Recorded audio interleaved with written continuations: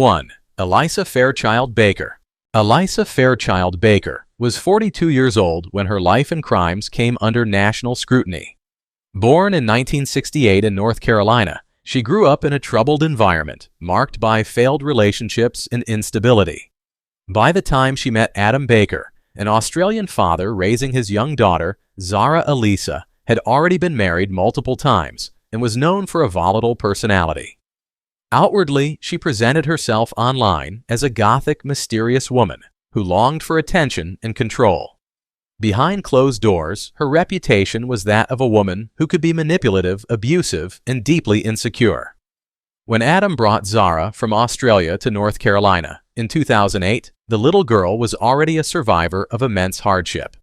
She had lost part of a leg to bone cancer and relied on hearing aids due to medical treatments. Despite her disabilities, Zara was remembered as bright-spirited and full of resilience. Sadly, Elisa's arrival in her life marked the beginning of a downward spiral. Neighbors and teachers noted troubling signs of neglect and suspected abuse. Child Protective Services visited the home on more than one occasion, but no intervention stopped what was to come. By the fall of 2010, tensions in the household had escalated. Elisa's history of dishonesty, financial troubles, and manipulation were mounting. On September 24th of that year, investigators believe Zara lost her life. Though the exact circumstances remain unclear, what followed left an indelible scar on the community. Elisa delayed reporting Zara missing for more than 2 weeks. When a 911 call was finally made on October 9th, she spun a bizarre tale of a kidnapping, complete with a fabricated ransom note that she herself later admitted to writing. The truth began unraveling quickly. Search dogs alerted to the scent of human remains in family vehicles. Elisa failed a polygraph test, and her shifting stories made her the prime suspect. In late October, she began cooperating with law enforcement under a plea arrangement leading them to Zara's scattered remains across several rural areas of North Carolina. The shocking discovery confirmed suspicions that Zara's life had been brutally cut short and her body desecrated in an attempt to conceal the crime. In February of 2011, a grand jury indicted Elisa for second-degree murder. Prosecutors emphasized aggravating factors, including her history of physical and psychological abuse toward Zara, her deliberate isolation of the child, and the betrayal of her role as a caregiver.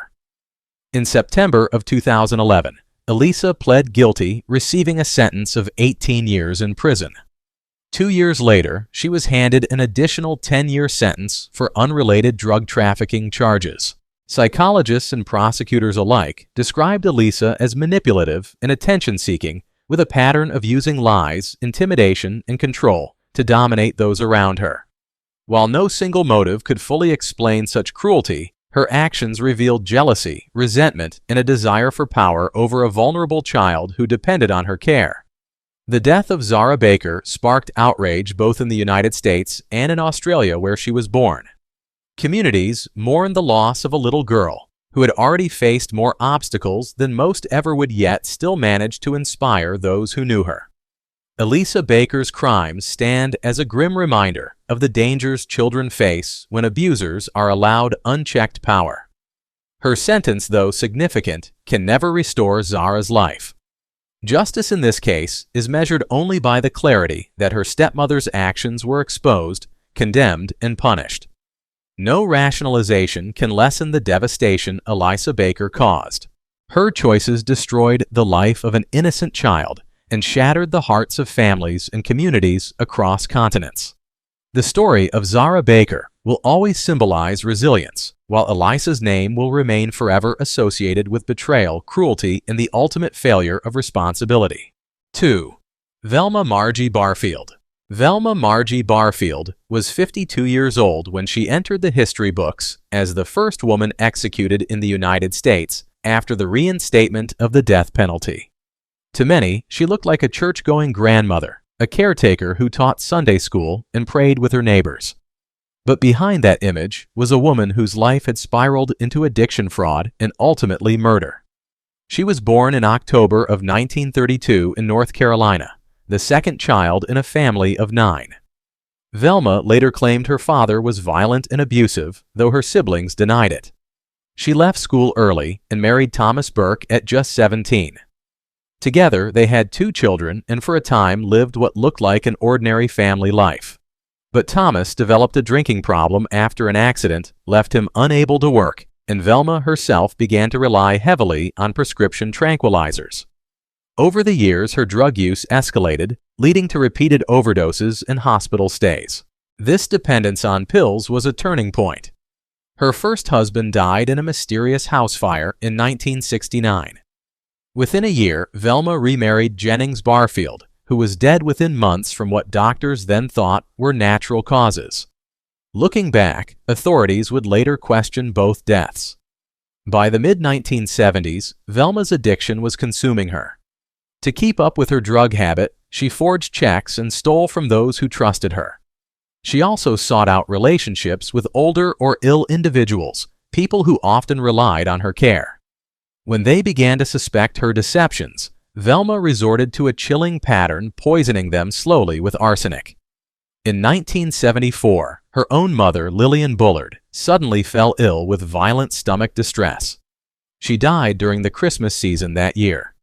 Velma later admitted she had poisoned her.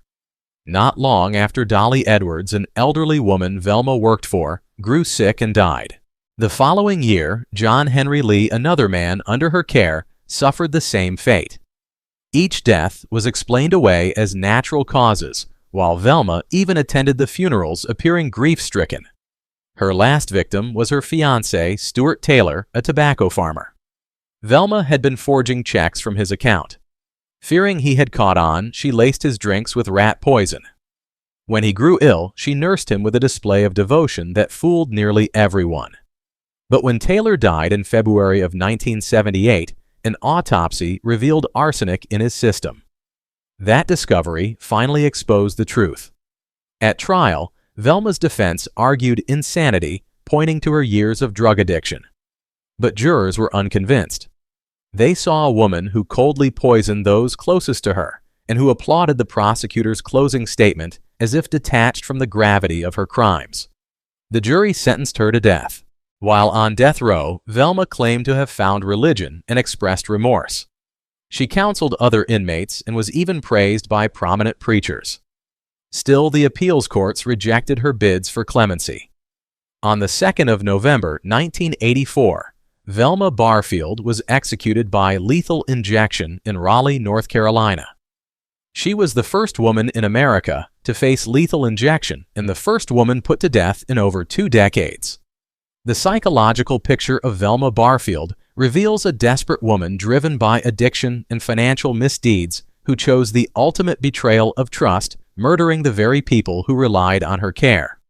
Her pattern of calculated poisonings left families shattered and a community stunned that someone who appeared so kind could commit such acts. Velma's story stands as a grim reminder that appearances can deceive.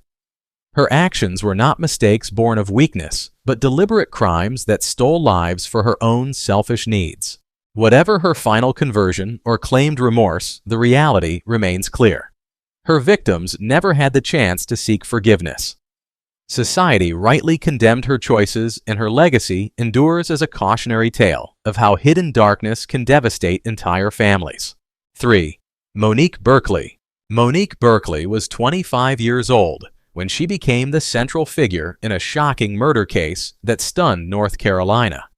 On the surface, she was the wife of Paul Berkley, a 46-year-old naval reservist who had just returned from service in the Middle East.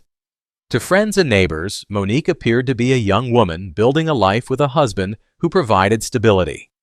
Yet beneath that image, she was living a very different reality, entangled in an affair and driven by financial motives that would ultimately destroy her family.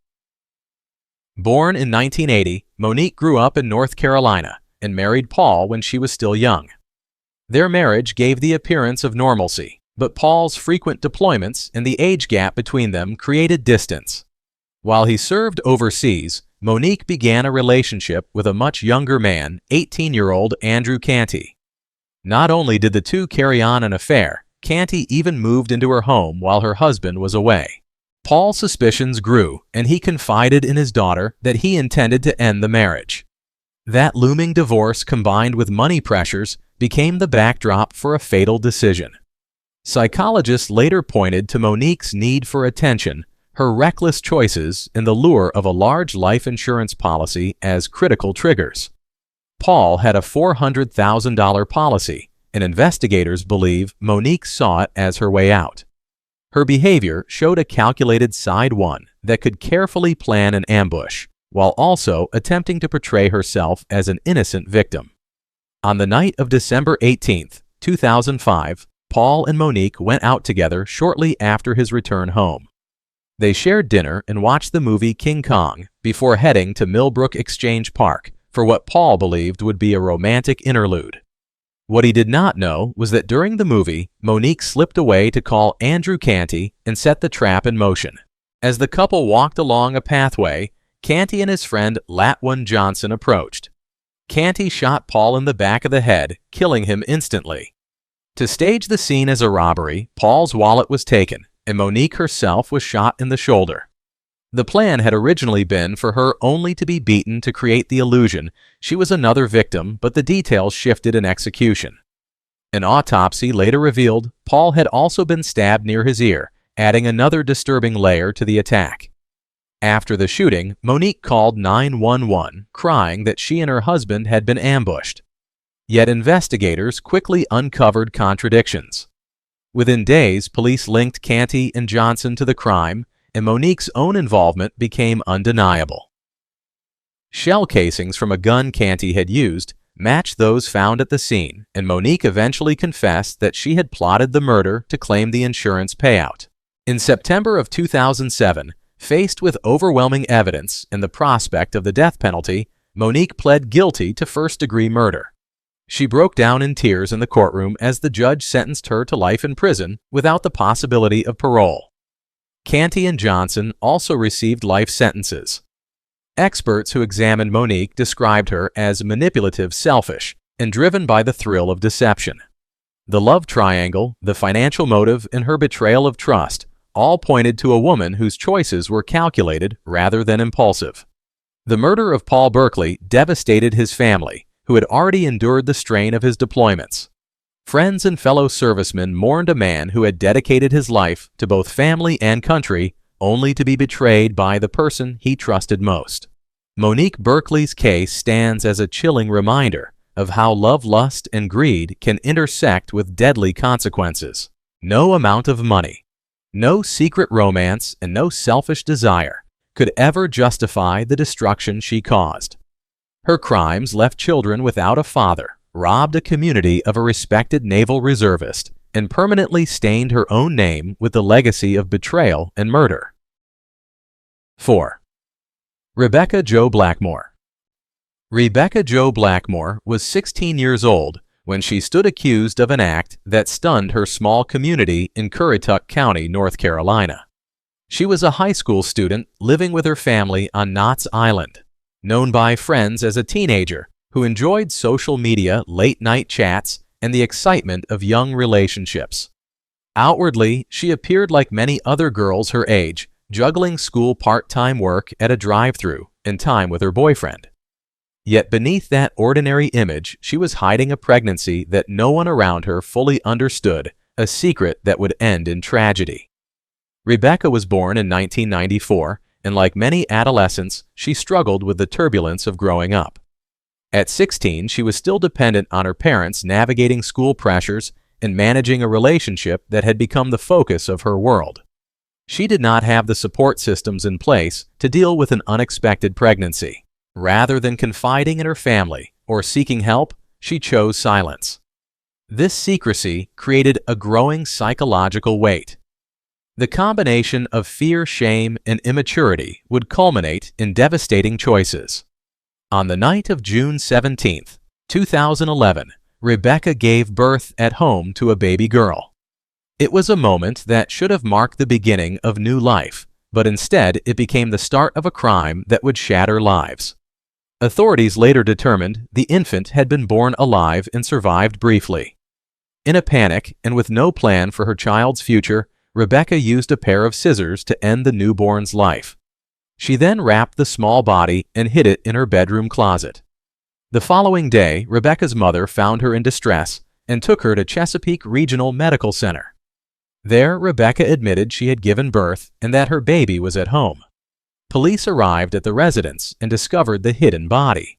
The community was shaken not only by the death of a child, but also by the involvement of a girl so young. Investigators worked quickly to piece together what had happened. The medical examiner confirmed the infant had lived briefly after birth and died from multiple stab wounds. That determination stripped away Rebecca's initial claim that the baby had been stillborn.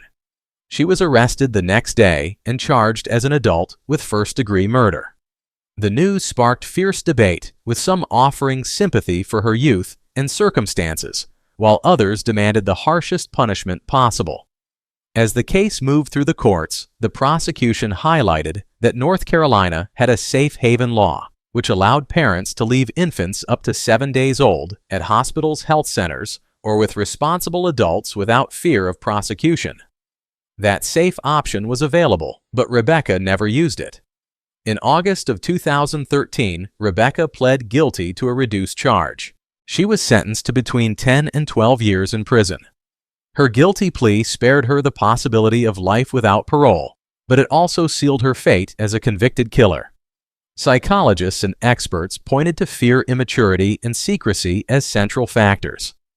At 16, she was neither emotionally nor practically prepared to become a mother, but that reality does not excuse her actions. The choice to hide her pregnancy and commit such a desperate act reflected a profound lack of judgment, one with irreversible consequences. The death of her newborn stands as a haunting reminder of the importance of awareness, education, and accessible resources. Safe haven laws exist to prevent tragedies exactly like this one. Rebecca's failure to reach for help destroyed the fragile life of her child and left her own future scarred by a conviction for homicide. No amount of fear or secrecy justifies the crime. The victim was an innocent newborn, denied even the chance to live. Rebecca Jo Blackmore's case underscores the devastating consequences of silence and poor choices. Her actions were a betrayal, not only of her child, but also of the trust placed in young people to seek help when they need it. Justice was served, yet the tragedy remains echoing as a warning of what can happen when desperation turns into fatal decision. 5. Camellia Boyd Norton Brown. Camellia Boyd Norton Brown was 47 years old when she carried out a crime that would devastate her family and horrify a community. She was once the wife of Earl Terry Brown, a 42-year-old employee with the State Department of Revenue. Together, they had married in the mid-1990s and raised 2 children. To outsiders, their life seemed stable at first. But their relationship collapsed, leading to divorce, bitter custody battles, and years of legal fights. While Earl was described as a loving father and steady worker, Camellia's image darkened over time. She had once even run for mayor of Garner, presenting herself as civic-minded and ambitious. Yet behind that public face, she struggled with instability, obsession, and destructive behavior. Following the divorce, Earl was awarded full custody of their young son and daughter. Judges cited concerns about Camellia's mental health and her repeated attempts to manipulate the legal system. She accused Earl of abusing the children, filing claims that were investigated and dismissed. Despite clear rulings against her, she could not let go of those allegations. She became consumed by the belief that her children were in danger even when every authority determined otherwise. That fixation drove her into escalating acts of defiance. She violated protective orders, broke into her ex-husband's home, and disguised herself in wigs to appear at her children's schools. Court documents later stated that her delusions had traumatized her children, blurring their sense of truth and reality. On the evening of March 24, 2006, the long conflict reached its tragic peak. Earl had arranged to meet Camellia at Pullen Park in Raleigh for a custody exchange. Their son and daughter, just 6 and 8 years old, sat in Earl's car eating pizza while the parents met outside. In that moment, Camellia pulled out a small revolver. She shot Earl once in the torso. He collapsed later, dying at a local hospital. In the background, their children witnessed the chaos. On a frantic emergency call, Earl managed to tell dispatchers that his ex-wife had shot him before Camellia herself grabbed the phone and cried out, "I killed you! I killed you!" Police quickly arrived, taking her into custody that very night. The evidence was immediate and undeniable. Earl's own words, Camellia's admission, and the children's presence at the scene. The community was stunned not only by the violence, but also by the years of warnings that preceded it. Friends and neighbors recalled Earl as a devoted father who shielded his children as best he could from ongoing turmoil. The legal process dragged on for years. At one point, Camellia was declared incompetent to stand trial and sent to a state psychiatric facility.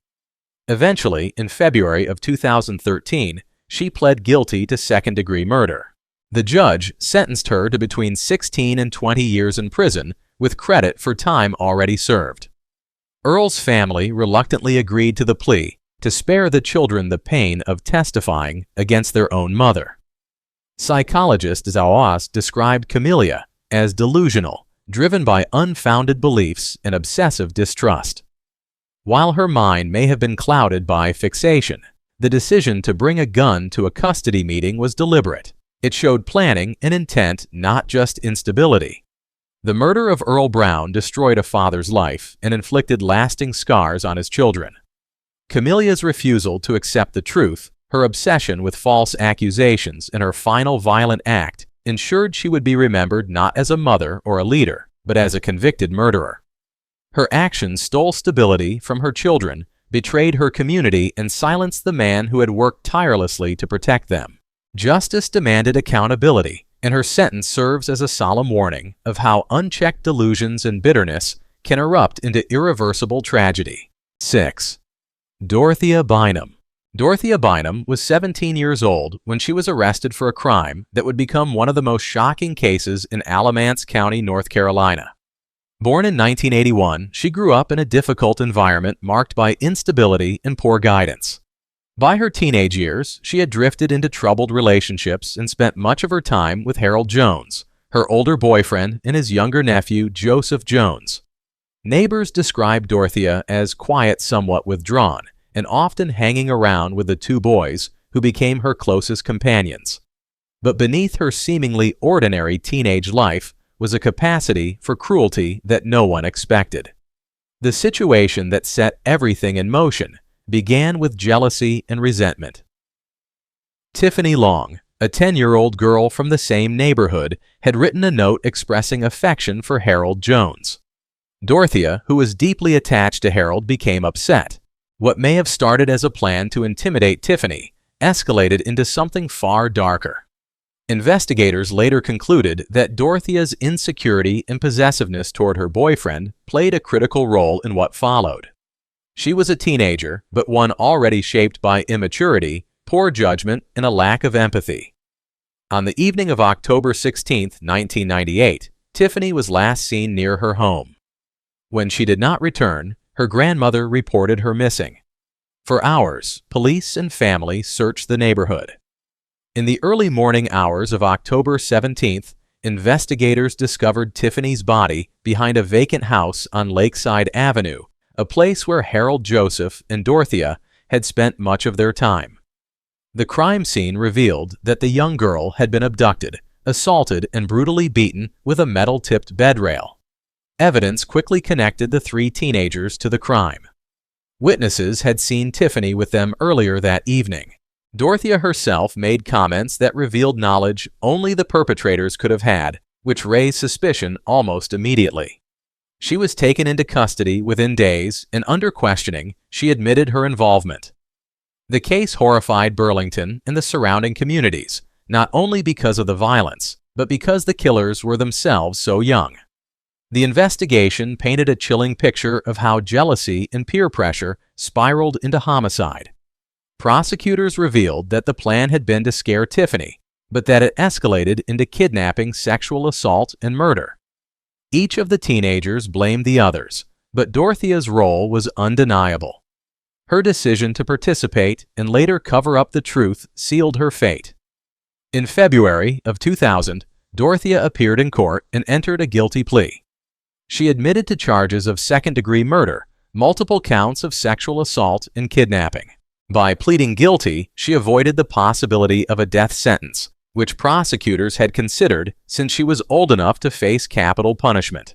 Superior Court Judge E. Lynn Johnson sentenced her to a minimum of 124 years in prison, effectively ensuring she would never be free again. Psychologists who reviewed the case pointed to her immaturity, her susceptibility to influence, and her obsessive relationship with Harold Jones.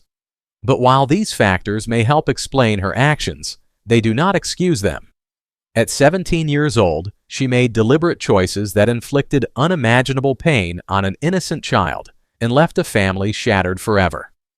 The murder of Tiffany Long remains one of the darkest crimes in North Carolina's history. It serves as a grim reminder of how jealousy, peer pressure, and poor judgment can lead to acts of unthinkable violence. Dorthia Bynum's punishment reflects society's demand for justice. She will spend the rest of her life behind bars, remembered not for who she might have become, but for the innocent life she helped destroy. 7. Shannon Elizabeth Crawley. Shannon Elizabeth Crawley was 28 years old when her life and choices collided with devastating consequences. Born in June of 1979, she was a Greensboro woman working as a 911 dispatcher. She was also a mother of two, known among colleagues as competent and calm under pressure. To her family, she was a daughter and sister who seemed to carry herself with quiet responsibility. Yet beneath the surface of her everyday life, Shannon was entangled in a dangerous love triangle that would end in tragedy. At the center of that triangle was Jermaire Stroud, a Greensboro police officer. Shannon had been romantically involved with him, even becoming pregnant, before choosing to terminate the pregnancy. Their relationship was rocky, filled with mixed signals, secrecy, and emotional intensity. What Shannon may not have fully accepted was that Stroud had moved on and was engaged to another woman, Danita Monique Smith, a 25-year-old graduate student at North Carolina Central University. Danita was admired by friends and professors as intelligent, graceful, and full of promise. She was working toward completing her thesis, preparing for marriage, and standing on the threshold of a bright future. Jealousy is often described as a slow poison, and in Shannon's case, it became all-consuming. Friends and investigators later suggested that she struggled with feelings of rejection and betrayal, convinced that she was competing for Stroud's attention and unwilling to let go. Whether driven by obsession or fear of abandonment, her emotions escalated into a plan that would claim an innocent life. On the morning of January 4, 2007, Danita Smith left her apartment at Campus Crossing in Durham. As she entered a stairwell, she was ambushed and shot in the head. The single gunshot ended her life instantly, sending her body tumbling down the stairs to the sidewalk below. A maintenance worker discovered her body and called police. Witnesses soon reported seeing a burgundy Ford Explorer leaving the area around the time of the shooting. That vehicle was linked to Shannon Crawley. Within 5 days, investigators arrested Shannon. The case against her grew steadily. She had purchased a firearm months earlier, lied to colleagues about her whereabouts on the morning of the crime, and misled police about a supposed doctor's appointment. Phone records contradicted her alibi. Even more damaging, she made repeated attempts to frame Stroud for the murder. She claimed he had forced her to drive to Durham, that he carried out the shooting, and that he hid in her vehicle afterward. She later produced recordings of alleged confessions tapes the jury found to be fabricated. She even accused Stroud of sexual assault long after the killing, another allegation discredited by evidence. The trial drew intense public interest. In the courtroom, the Smith family sat quietly waiting for justice. After deliberating for 2 days, the jury found Shannon Crawley guilty of first-degree murder. In February of 2010, she was sentenced to life in prison without the possibility of parole. She said nothing at her sentencing. Danita's mother confronted her directly, declaring that no man was worth such violence and condemning her for stealing her daughter's life. Psychologists noted Shannon's pattern of deception and her inability to release a toxic relationship. Her motivations were rooted in jealousy, insecurity, and a refusal to accept loss. But none of that could lessen the enormity of what she had done. The murder of Donita Smith destroyed a promising young life and shattered her family. It serves as a stark reminder of the destructive power of jealousy when allowed to fester unchecked. Shannon Crawley will spend the rest of her life behind bars, remembered not for her career or her family, but for the life she ended and the future she stole. Justice ensures that her name remains bound to this crime and its devastating consequences. 8. Mary Ann Holder. Mary Ann Holder was 36 years old when she carried out one of the most haunting family tragedies in North Carolina's history. Born in June of 1975, she grew up in Guilford County, where her life seemed defined by close friendships, devotion to family, and an image of stability. Friends remembered her as a woman who often said her children were her world. She raised 2 sons, Robert Dillon and Zachary, while also taking in relatives' children when they needed care. To neighbors, she appeared as a nurturing mother, someone willing to extend herself for others.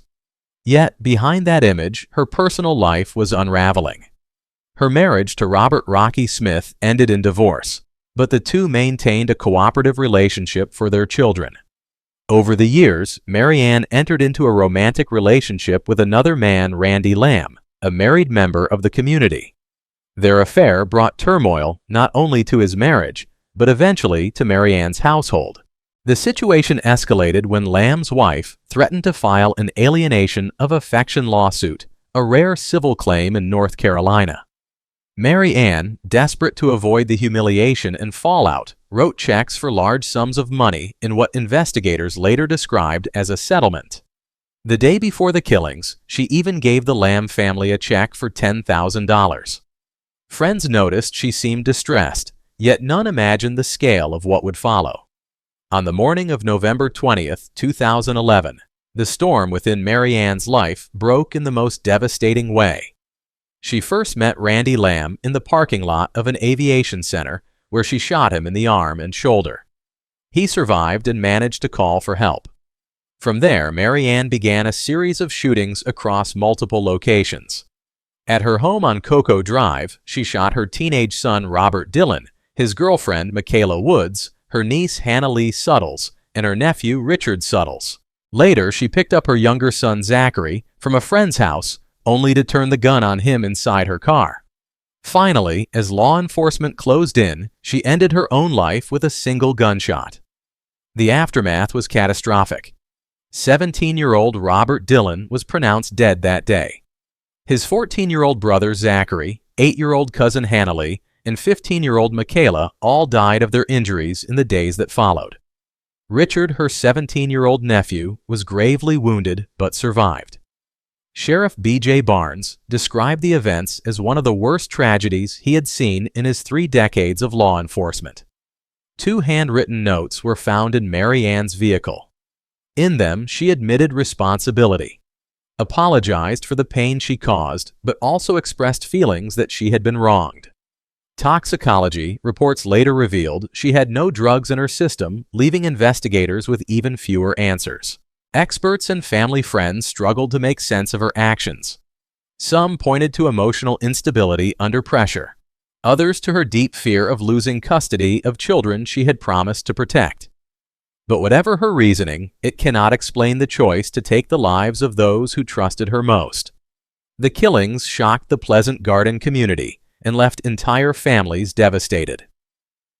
5 young lives were cut short, their futures erased by the very person meant to safeguard them. Mary Ann Holder will forever be remembered, not for her role as a caregiver, but as the woman who shattered her own family in an act of violence that defies comprehension. Her story is a chilling reminder of how jealousy, secrecy, and despair can escalate into unthinkable consequences, leaving behind only grief, unanswered questions, and broken lives. 9. Ann Miller Kontz. Ann Miller Kontz was 35 years old when she stood in a North Carolina courtroom and admitted that she had conspired to murder her husband, Eric Miller. Born in 1970, Ann grew up in Batavia, New York, later attending Purdue University, where she met Eric, a brilliant young scientist. They married in 1993, moved to Raleigh, and soon became the kind of couple admired by colleagues and neighbors. Eric was a pediatric AIDS researcher at the University of North Carolina, while Ann worked as a chemist at GlaxoSmithKline. Friends remembered them as active in church, devoted to their infant daughter Claire, and seemingly living a stable middle-class dream. But beneath the surface, cracks had begun to show. Ann had entered into an affair with a coworker, Darrell Willard, a man who was himself married. Their relationship became serious, and investigators later discovered they had even traveled together under false names. Ann's double life soon became a dangerous web. She seemed unwilling to divorce Eric, perhaps fearful of losing custody of her daughter or her public reputation. Instead, her relationship with Willard became the backdrop for an unfolding plan of betrayal. In the fall of 2000, Eric began suffering from mysterious illnesses. On one occasion, he attended a bowling outing with coworkers. After drinking a beer handed to him by Willard, Eric became violently ill. He was hospitalized, released, and then readmitted only weeks later after another sudden collapse. Doctors struggled to understand his symptoms until tests revealed high levels of arsenic in his system. Despite aggressive treatment, Eric's body weakened rapidly, and on December 2nd of 2000, he died. He was only 30 years old. At first, suspicion swirled quietly around Ann. She played the part of the grieving widow, even attending family gatherings and continuing to raise her daughter. Investigators, however, found troubling evidence. Phone records showed Ann and Willard exchanging more than 100 calls in the weeks surrounding Eric's illness. Witnesses later recalled Ann carrying a syringe into the hospital and being alone with her husband before he worsened. Most chillingly, Willard confided to an attorney that Ann herself had injected a substance into Eric's intravenous line. Within weeks of that disclosure, Willard took his own life, leaving behind unanswered questions but deepening the cloud of suspicion over Ann. For nearly 4 years, police and prosecutors worked the case, piecing together emails, travel records, and forensic evidence. Finally, in September of 2004, Ann was arrested and indicted for first-degree murder. She maintained her silence until November of 2005, when she unexpectedly pleaded guilty to second-degree murder and conspiracy to commit murder. Judge Donald Stevens sentenced her to between 25 and 31.5 years in prison, the maximum allowed for someone without prior convictions. In court, Ann offered a statement of remorse, claiming she would struggle all her life to understand her actions. But Eric's family rejected her words as hollow. His mother and sisters spoke through tears, demanding to know why Ann had not simply divorced him if she wanted out. His father, Varys Miller, described her as manipulative and dangerous, grateful only that her imprisonment guaranteed she could no longer influence their granddaughter. Psychologists and investigators have speculated that Ann's motives combined passion for her lover, fear of social exposure, and a cold calculation to remove her husband. Whatever the mixture, her choices robbed a young researcher of his future and a child of her father's love. The murder of Eric Miller stands as a devastating betrayal. A man devoted to saving lives was struck down by the very person who vowed to share his own. And Miller Kontz's story is a stark reminder that hidden secrets, selfish desires, and calculated deception can lead to irreversible destruction. Her actions left scars that will never fade, and justice demanded she be held fully accountable for this cruel and unforgivable crime. 10. Deidra Lane. Deidra Lane was only 25 years old when she killed her husband Fred Lane, a professional running back for the Carolina Panthers. To the outside world, she appeared to be living a dream. She had a beautiful home in Charlotte, a young son, and a newborn baby. Her husband was not just an athlete, but a rising star, celebrated by fans across the country. On the surface, theirs was the image of a successful young couple with everything ahead of them. But beneath the image, turmoil brewed. The Lanes' marriage was troubled by constant arguments, jealousy, and financial disputes. Police had been called to their home at least once for domestic conflict, and Deidra herself had filed a complaint alleging that Fred had ripped a necklace from her neck during an argument. While she never pressed charges, the relationship was clearly strained. Fred, meanwhile, had recently been traded to the Indianapolis Colts, and his frequent travel and absences added more stress to the marriage. Friends and family would later say that both partners seemed caught in a cycle of tension and mistrust. On July 6th of 2000, just 1 week after giving birth to their daughter Deidra, confronted her husband as he returned home from visiting his family in Tennessee. Fred had only just stepped through the front door when Deidra fired a 12-gauge shotgun at him. The blast struck him in the chest. Keys still hung in the lock. His bag sat by the doorway, and within moments she fired a second shot into his head. The man who had rushed for more than 2,000 yards in his career with the Panthers was killed instantly, not on a football field, but inside his own home.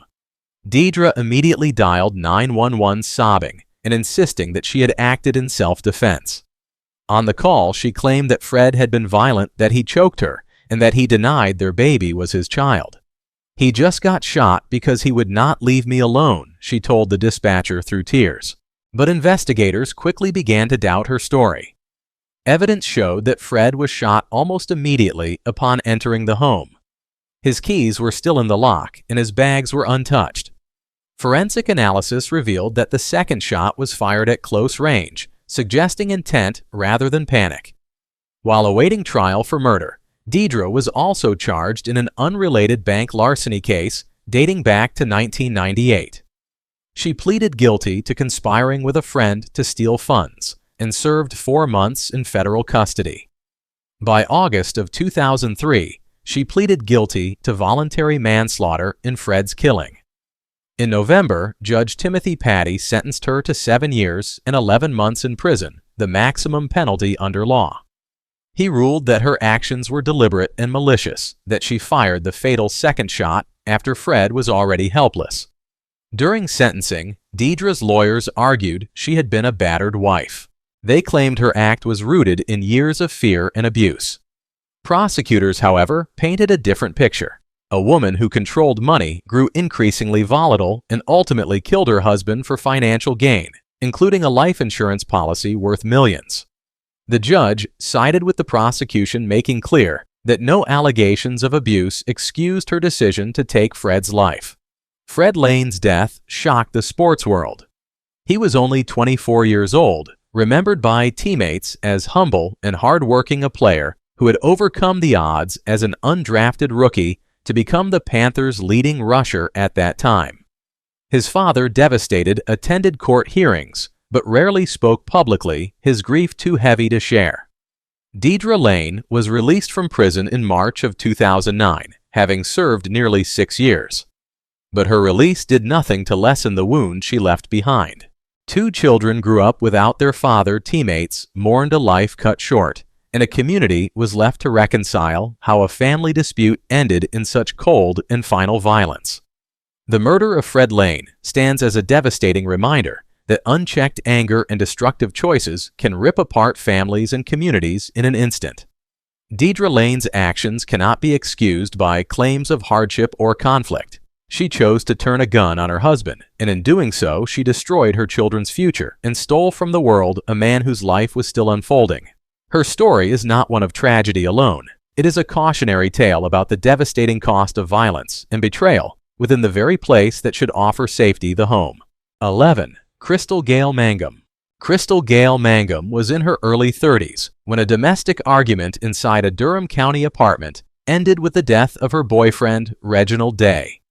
Born and raised in Durham, she grew up the youngest in a working-class family, her father driving long routes for a trucking company. As a teenager and young adult, she moved between big ambitions and difficult choices, a brief stint in the Navy Community College and later studies at North Carolina Central University.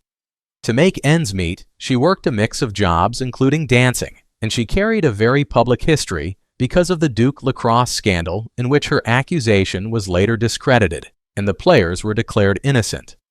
By the time she met Day, friends described a relationship that started with warmth and quickly grew tense.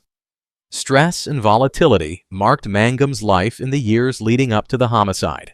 She had prior arrests tied to unstable domestic situations, and court records reflect episodes that suggested emotional turbulence, impulsivity, and a pattern of confrontations with partners.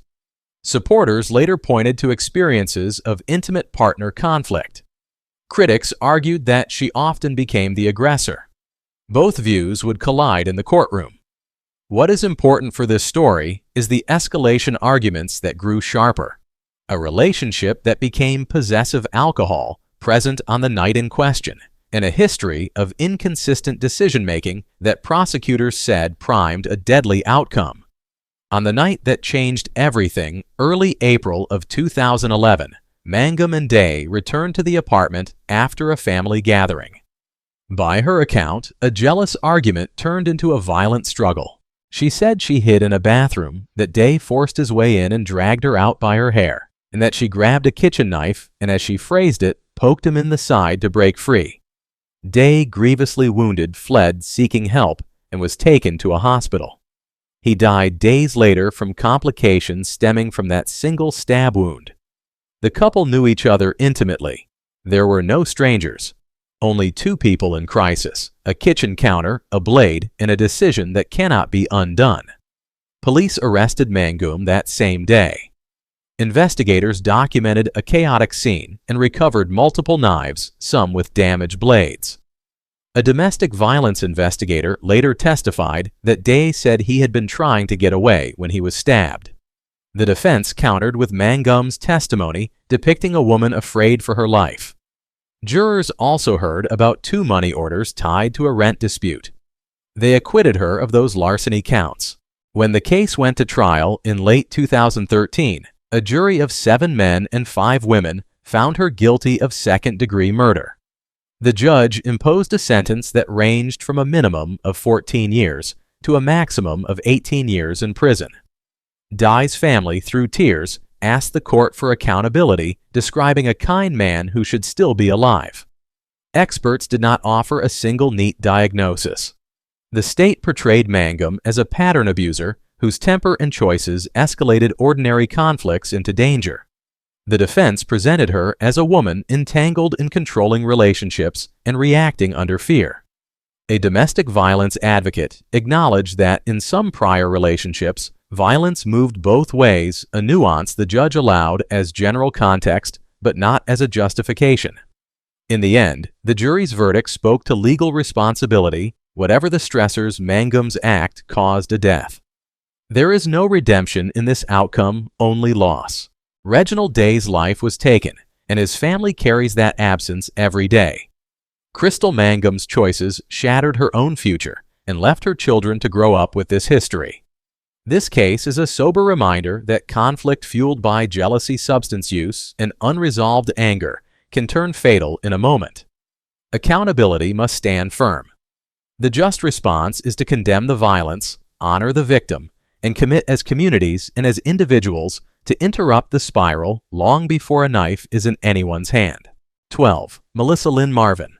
Melissa Lynn Marvin was 29 years old, a waitress and competitive surfer living on North Carolina's Outer Banks, when an afternoon of drinking led to a crash that killed 4 teenagers. She grew up around the beach culture of Dare County and was known to friends as energetic and athletic. On work days, she served tourists. On off days, she chased waves and talked about concerts and road trips. Outwardly, life looked casual and sunlit. Privately, court records show a troubled driving history and choices around alcohol that had already brought her into contact with police, even if earlier charges had been reduced. In the months and years before the collision warning signs stacked up, bartenders knew her as a regular. Prior impaired driving arrests that ended as reckless driving convictions suggested a pattern of risky behavior. People close to her described a woman who mixed bravado with denial, someone who believed she could manage both the bottle and the wheel. None of that explains intent. This was not a planned act, but it does speak to recklessness so extreme that prosecutors later called it malice. On an April afternoon in the late 1990s, Marvin stopped at a bar in Nags Head for 2 margaritas, then moved on to a spot in Kill Devil Hills and took 3 shots of 100 proof liquor. Witnesses later said she left with her left foot propped on the dashboard, weaving through traffic along US 158 at about 60 miles an hour. Approaching Ocean Bay Boulevard, the light turned red. She went through the intersection and struck a compact car carrying 5 high school juniors. 3 friends from New Jersey, Megan Blong, Angela McGrady, and Amanda Geiger, died at the scene. A 4th teenager, Shauna Lawler, who had recently moved to the Outer Banks, died days later. Their classmate, Michael Horner, survived with serious injuries. There was no mystery about the connection between driver and victims. They were strangers whose paths crossed because of one driver's decision to drink and drive. Police arrested Marvin immediately. A blood sample taken roughly 4.5 hours after the crash measured a concentration of alcohol at about 0.21, which toxicologists said implied a higher level at the time of impact, far above the legal limit. Investigators gathered witness accounts about her speed lane changes and posture behind the wheel. At trial, the state introduced her earlier impaired driving arrests and reckless driving convictions to argue that she knew or should have known the deadly risk. A Dare County jury found her guilty of second-degree murder on 4 counts plus assault with a deadly weapon inflicting serious injury. The judge imposed consecutive terms that together totaled a minimum of 60 years in prison, emphasizing the individual value of each young life lost. The courtroom witnessed profound grief. Parents and siblings spoke about futures stolen. The defendant tearful apologized and said she never meant to hurt anyone. The case drew national attention and intense local debate, but for the families, attention changed nothing. They wanted accountability and a measure of prevention. Experts did not present a formal psychiatric diagnosis, but the narrative fits a familiar profile, a pattern of alcohol misuse, normalization of drinking in a resort economy, and a history of lenient outcomes that may have dulled the sense of danger. Prosecutors called it implied malice. Defenders argued tragic negligence. The jury agreed with the state. There is nothing ambiguous about the harm. 4 teenagers are gone. A community still passes a cluster of roadside crosses and remembers what one afternoon of reckless choices can steal. Melissa Marvin's conduct was criminal, and the sentence recognized that truth. Justice in this case is not vengeance. It is a sober warning. If you drink, do not drive. If a friend is impaired, take the keys. Lives depend on ordinary courage and better decisions long before a red light and a speeding truck decide the rest. 13. Michelle Catherine Thier. Michelle Catherine. Thier was in her early 30s, a psychologist in training, an Air Force reservist married to her high school sweetheart, Captain Frank Marty Thier. Both grew up in military families, moving from base to base and learning discipline young. Friends remembered Michelle as bright and outgoing, Marty as steady and reserved. They married in the early 1990s and weathered long separations as Marty deployed and trained. By the time they settled near Pope Air Force Base outside Fayetteville, North Carolina, Michelle was working with a supervising psychologist while she pursued full licensure. From the outside, they looked like a driven, successful military couple. Behind closed doors, the marriage was unraveling. Counseling records later described frequent conflict and a growing emotional distance. Michelle's loneliness during Marty's absences deepened into restlessness. Online and chat rooms, she met Army Staff Sergeant John Diamond. What began as flirtation turned into an affair, and soon into a double life that included late nights, secret emails, and a widening circle of risky choices. Some who knew Michelle saw escalating behavior, a thrill in attention, a willingness to manipulate, and a readiness to compartmentalize ethics when the moment suited her. None of this excuses what came next, but it helps explain how boundaries eroded. On a December night in the year 2000, after a holiday dinner with colleagues, Michelle asked Marty to swing by her office to pick up books she said she had forgotten. She went inside while he waited in their SUV. When he grew impatient and climbed the outdoor stairs, a man stepped from the shadows and opened fire. The ambush left Marty fatally wounded at the base of the stairs. Michelle later told police she ran from the building screaming his name, discovered she had locked her keys inside, and sprinted to a nearby video store to call 911. The shooter was not a stranger. Investigators would say it was John Diamond. Detectives quickly spotted red flags. Cell phone records showed a call from Michelle to Diamond just before the couple left the restaurant. Witnesses described Diamond leaving his home abruptly after that call. Investigators learned he had recently borrowed a semi-automatic pistol consistent with the murder weapon, then reported it stolen after police asked to test it. The Army charged Diamond. A court-martial convicted him of murder and conspiracy. Meanwhile, Michelle fled. With the help of how-to guides, she bleached her hair, obtained false documents, and underwent cosmetic surgery to alter her appearance. U.S. Marshals tracked her through a new boyfriend and arrested her in Florida in early August of the year 2002. In Cumberland County, Superior Court prosecutors argued that Michelle lured her husband to the scene so Diamond could kill him, motivated by a desire for freedom, insurance benefits, and a new life with her lover. The state presented emails, phone logs, evidence of deception, and testimony from the couple's therapist about a marriage in collapse. Michelle was convicted of first-degree murder by aiding and abetting and of conspiracy. The judge imposed life in prison without the possibility of parole, plus 13 additional years for conspiracy. Appeals failed. Marty's mother told reporters she felt relief, not triumph, only the sense that accountability had finally arrived. Psychologically, the case reads as calculated betrayal rather than a spontaneous eruption.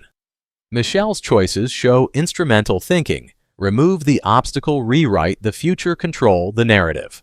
Experts have described implied malice in similar cases where planning, luring, and recruiting an accomplice point to deliberate wrongdoing. There is no moral gray here. A decorated Air Force officer, a son and friend, was executed on a stairwell because two adults valued their desires over a human life. Michelle Thier's actions were criminal and unforgivable, and the sentence reflects that truth. The lesson is stark: infidelity and unhappiness never justify violence. When relationships break, the only lawful path is to walk away. Justice demands we say that plainly, honor Marty Thier's memory, and refuse to romanticize a conspiracy that left a family with grief no sentence can repair. 14. Christina Queen Walters. Christina Queen Walters was about 20 years old when she stepped into the center of a violent world in Fayetteville, North Carolina. Born in the late 1970s and raised within a tight network of friends and relatives, she projected confidence and control. By the late 1990s, Walters had become a leader in a local subset of the Crips. Those around her described loyalty to the crew as her defining identity, outranking work, school, and even family ties. Within that group, she cultivated an image of fearlessness, someone who gave orders and expected them followed.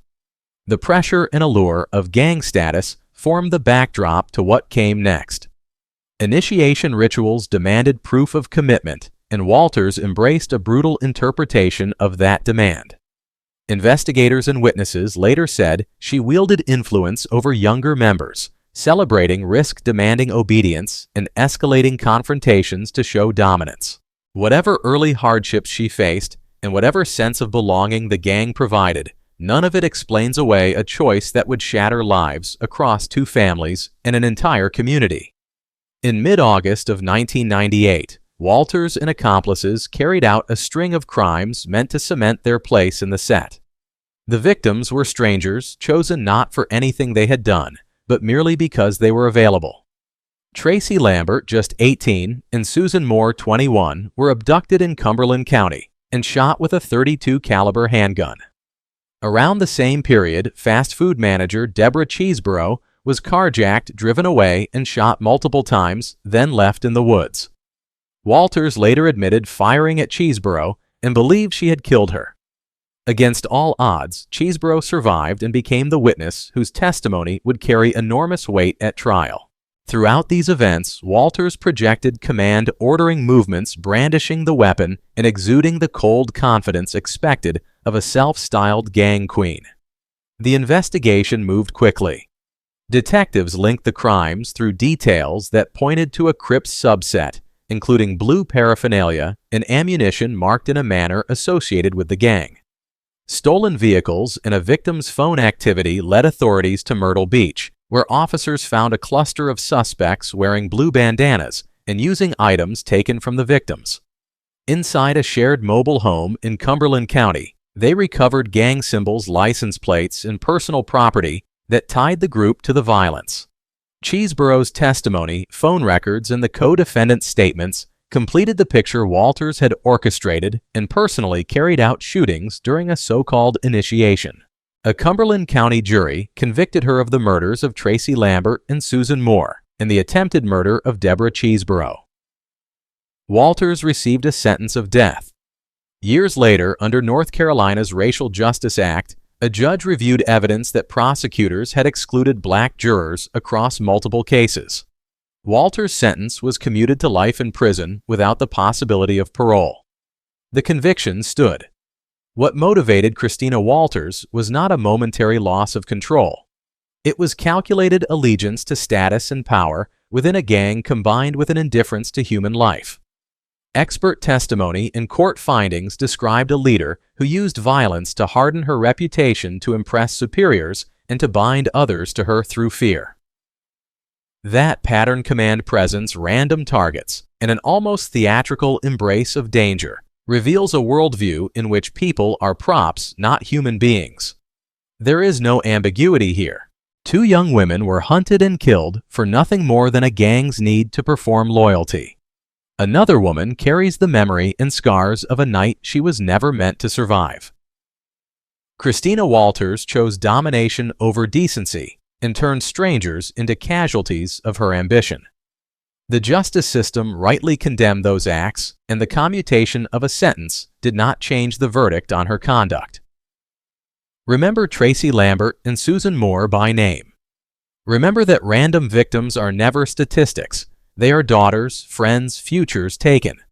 Society must reject any culture that glorifies violence, and we must say clearly, loyalty that requires blood is not loyalty at all, and it will never excuse murder. 15. Misty Keller Witherspoon. Misty Keller. Witherspoon was 32 years old, a Mooresville, North Carolina mother of three, and a church volunteer who handled finances when the story of her marriage to Concord police officer Quinn Jackson. Witherspoon shattered. Friends knew the couple as high school sweethearts turned partners in a busy life. A K-9 officer often on call, a wife managing a home with twins and an older child, and a family rooted in their church. On the surface, they smiled through small-town routines. Behind closed doors, the bills piled up. The phone rang with creditors, and the power company sent warnings that the lights could go dark. Financial pressure was the spark, officials say, turned a troubled household into a crime scene. In the year before Quinn's death, Misty had taken money from their church and promised to pay it back. Quinn tried to stabilize things by reducing credit limits and consolidating debt. According to court records, the day everything collapsed, Misty fielded yet another call about an overdue utility bill, while Quinn napped on the living room couch. Later, a psychologist for the defense would describe her as anxious and depressed. Misty herself would tell investigators a tangle of different stories. First an accident, then a failed suicide turned catastrophe, all tracing back to a house choked by fear of exposure and mounting debt. On a September afternoon in the mid-2000s, inside the family living room, Quinn was shot once in the head with his service weapon, a .40 caliber Beretta. Misty's first account to 911 and to the officers who arrived was that she had picked up the gun to bring it to her husband, slipped on a children's book, and stumbled into him as it fired.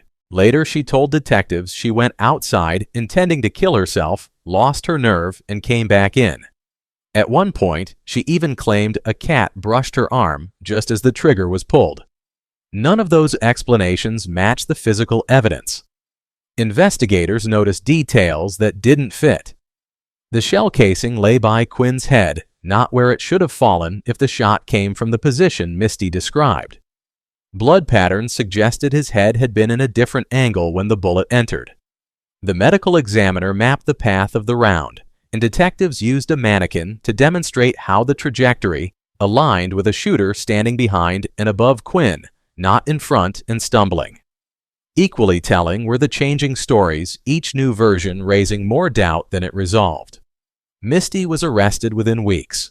Prosecutors declined to seek the death penalty, but argued a clear motive, a looming financial collapse, and the prospect of benefits and life insurance that would follow a line-of-duty death. During a trial in Statesville, the jury heard from first responders, forensic experts, and from the defense's psychologist, who said Misty's depression clouded her thinking. They also heard that after Quinn's death, significant benefits were paid out money the state said she anticipated. The Witherspoon family, torn between grief and loyalty, asked the community to remember the couple's children above all. Concord officers packed the courtroom to honor a colleague.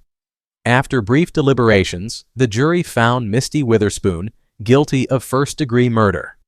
The judge imposed life in prison without the possibility of parole, and additional time for financial crimes would run at the same time. What emerges from this case is a profile of desperation channeled into calculation. The state's case portrayed a woman overwhelmed by debt and deception, who chose a lethal solution and tried afterward to stage an accident and talk her way out.